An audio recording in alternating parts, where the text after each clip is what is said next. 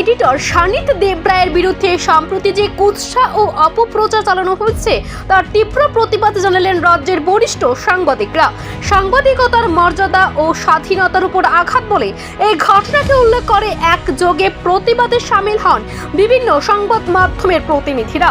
সাংবাদিকদের দাবি উদ্দেশ্য প্রণোদিতভাবে একজন দায়িত্বশীল সম্পাদকের মানহানি করার চেষ্টা চলছে, যা শুধু ব্যক্তিগত আক্রমণ নয় বরং সমগ্র সাংবাদিক সমাজের উপর আঘাত।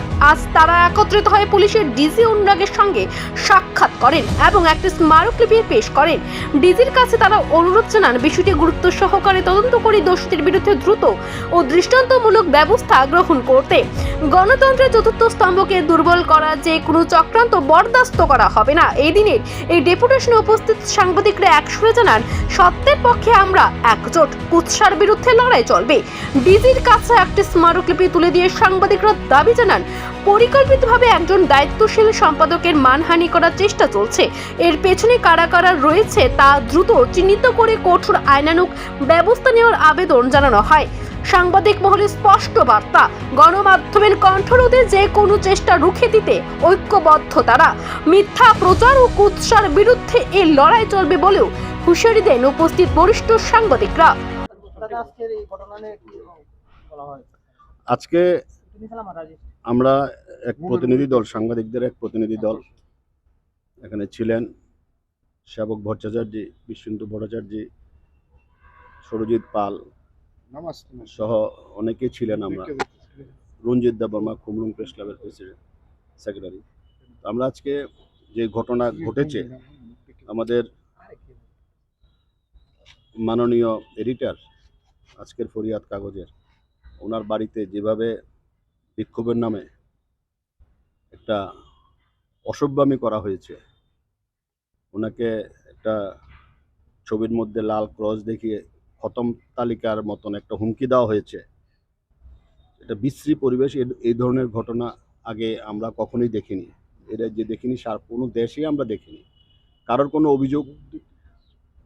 কোনো অভিযোগ থাকতে পারে, থাকলে বিচারের জায়গা আছে, সেখানে বিচার হতে পারে, কিন্তু এইভাবে প্রকাশ্যে এটা আমাদের কাছে একটা খুব নিন্দনীয় ঘটনা এবং ধিক্কার জানাই আমরা এইসব ঘটনা।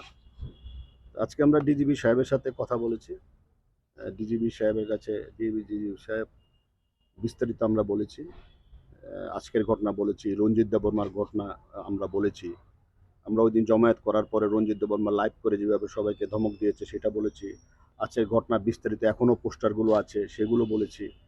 তো পুলিশও সব জানে। তো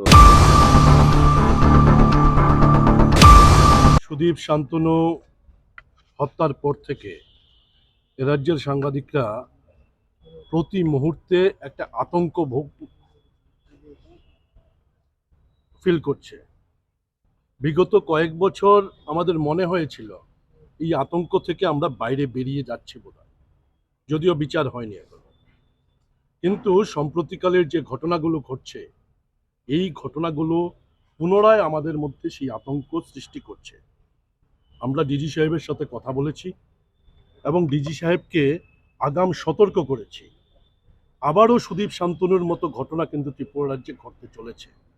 এখনই যদি শক্ত হাতে দমন না করে এই বিষয়গুলোকে, তাহলে আবার সুদীপ শান্তনু হতে পারে। এখানে ডিজি সাহেব উনি আশ্বাস দিয়েছেন শক্ত ব্যবস্থা গ্রহণের। Bureau report, Asian Times. Jene regnai senana ni bagoi khuteng bakha ulobe continue tongnai bai kene jene health sector jene limited fund jotun saimano hiaba jeng hospital jeng tabok tang tongo tabok ni modernized hospital almost paina ni phaijing thang tongo 150 bedded hospital complete in thanai sakham jene bagoi bilaikhe jene tipra hai hastewo ব্যবস্থা কাহাম খাইনি নাঙ্গো বনো সাক থারেন বনো না